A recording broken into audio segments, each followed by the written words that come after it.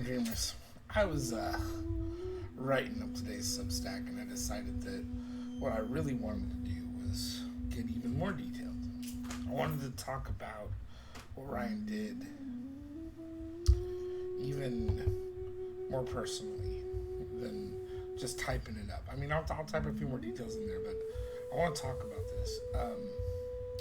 Ryan volunteered just because he was one of my pre-readers and giving me advice about the book, and he really loved the character. He loved Patches. A lot of people, when they read the first book, they really enjoy how gruff Patches is, but how sweet he is, and he's both a mixture of a teddy bear and a guardian. And the concept alone, it's got a value to it. It's got something all of us can identify with, which is part of the reason why I made the book, the idea itself. I mean, it was so much that my daughter fell in love with hers, so there's got to be more than one Camille out there when it comes to love for a teddy bear, right? But when Ryan sat down to do this cover, he and I talked about a couple of different things, and he wanted to capture a little bit more than that. He wanted to capture how this was a part of childhood. Let's take a look at the cover, okay? Go ahead, go glance at it. It's on this post.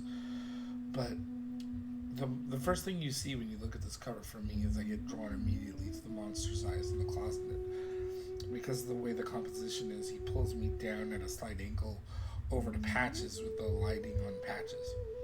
Now, he's got a very stylized method. It's more Cartoon Network than me. It's got some obvious flowing shapes on it, and Patches looks really gruff, really beat up.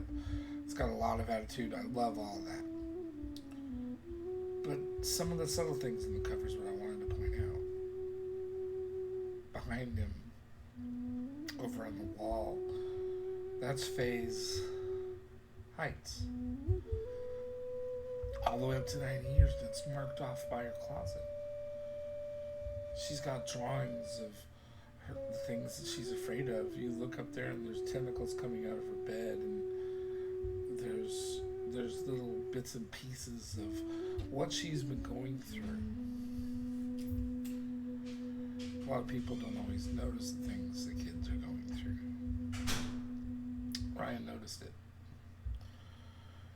And because he noticed it, it's now on there. It's the pieces of her fears, the pieces of her reality, it's the pieces of her childhood being on there that I think is where it gets invested the most. It's awesome that Patch is sitting there cracking his knuckles ready to kill the boogeyman. It's awesome that the nasty nightmare is pouring out from Nod the way that I was trying to express. But the important thing, the part that I think Ryan caught the best, Faye is talking through this cover too. That was a good catch. It was brilliant. I love it. And that's why that cover is important to me. That's why that cover is going to be one of the ones in the book. I really hope that anybody who spends the time getting to know these characters, getting to know and enjoy what they're going through, takes the time to appreciate this alternate cover, because it's going to be one of the rewards. And I hope anybody who is looking for that little extra piece Ryan put in, they took a look at this